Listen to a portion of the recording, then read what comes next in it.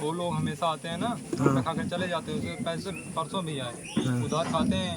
उसे कल भी कहें बनाओ अंडा खाएं, हमने कहा पहले आप लोग पैसे देते नहीं हैं। कह रहे तुम लोग सारे चमार साले क्यों नहीं दोगे। हमने कहा तुम लोग साले क्यों नहीं पैसा देते हो। इसने दोनों लोग ना मेरे हाथ पकड़ के लगने मारे।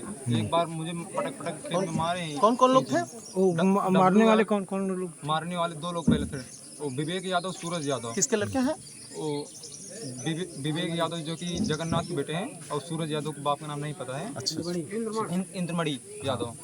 और तब वो दोनों लोग मुझे मारने लगे। उसके बाद उनके चाचे वाचे जो लड़के हैं ना, यहीं पर दुकान पास में रहते हैं, आए ना, तब मुझे सभी लोग जुड़ के कीचड़ में मारे पहले पटक पटक। उसके बाद 5 मिनट में अपनी पूरी गैंग बुला ली। किस चीज़ की दुकान उनके चाचा के लड़के की ये है? उनकी किराना स्टोर। ये विवाद कैसे हुआ इतना? भी घटना बहुत निंदनीय है। अगर किस समाज से हम आते हैं, हमारा दलित जो भी गरीब व्यक्ति अगर मेहनत से दुकान लगाया हुआ है, और पहली बात तो अगर दुकान लगा करके किसी तरीके से अपनी दुकान रोजी रोटी चला रहा है, और उस पर अगर कोई आकर उधार मांगता है, उसके बाद बदतमीजी भी करता है, उसके बाद आपने उसके बाद उसकी माता पिता को अगर मारा भी पीटा भी, जिस तरीके से वीडियो वायरल हो रहा है।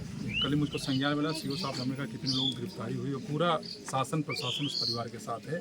और ये कुछ जो हमको जानकारी है, तथाकथित कुछ लोग हैं कि जो एक गैंग बना करके चलते हैं, घटना करके इस तरीके से किए जाते, लेकिन उसमें कई लोगों की गिरफ्तारी हुई। जो लोग कुछ लोग बचे हुए हैं, उनकी भी गिरफ्तारी शीघ्र है। जैसे पीड़ित परिवार का कहना है कि अभी तमाम लोग जो उपद्रवी लोग हैं वो भी कल तक सीओ साहब आए, कल तक उनकी भी गिरफ्तारी, आज शाम या कल तक उनकी गिरफ्तारी होगी। लोगों को कैसे ये यकीन हो? मैं यकीन होगा, क्योंकि जो भी है हमारे मुख्यमंत्री यशस्वी योगी आदित्यनाथ जी के जितना कहते हैं कि 0 टॉलरेंस। अगर हम कानून के तहत काम करते हैं, कानून का पालन करते हैं, अगर कानून को कोई भी उल्लंघन करेगा तो निश्चित तौर पर जो भी कानून के प्रकेम जो भी धारा है, तो उनकी धारा के सहित उनको अंदर करने का काम किया जाएगा। विधायक जी, यहाँ के लोगों का एक आरोप है कि ये कई बार इस तरीके से हो चुका है, जात को लेकर के कई बार इस तरीके से ये समाज के लोग पीड़ित हुए हैं उनके द्वारा। क्या कहेंगे इस पर आप? देखिए, पिछली जो भी चीज़ें रही हमारी, जब से आदरणीय योगी जी की दूसरी बार की सरकार ही बनी हुई है, हम लोग का यही सिर्फ कहना है कि जो बाबा साहब का मिशन था शिक्षित हो।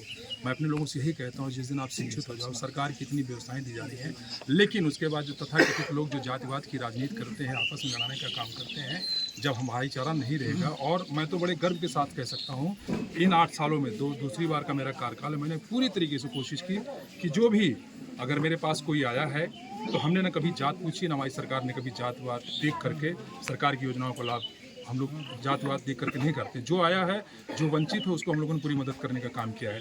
दुर्भाग्य हो जाता है कि जो तथाकथित लोग जातवाद की जो राजनीति करते हैं, जो पीडीए कहते हैं, और उनका एक ही उद्देश्य रहा है कि कैसे जातियों में बांट करके कैसे उनकी राजनीति, कैसे वोट बैंक वहाँ फिक्स हो। और मैं तो खास तौर पे इस बात का मुझको कभी कभी इस बात का भी हो जाता है कि आज वो संविधान की बात करते हैं, और जात विशेष के लोग कहीं ना कहीं जो उग्रता फैला रहे हैं, और वही उन्हीं के एक राष्ट्रीय नेता कहते हैं कि हम पीडीए की बात करते हैं, पिछड़े दलित की बात करते हैं, संविधान की बात करते हैं। किस बात के संविधान की बात करते हैं? आपके पार्टी के लोग आपके लोग नाम लेकर के लोगों को खुलेआम गुंडागर्दी करते हैं। तो ये जरूर मैं यकीन दिलाना चाहूँगा कि गुंडागर्दी कतई बर्दाश्त नहीं होगी।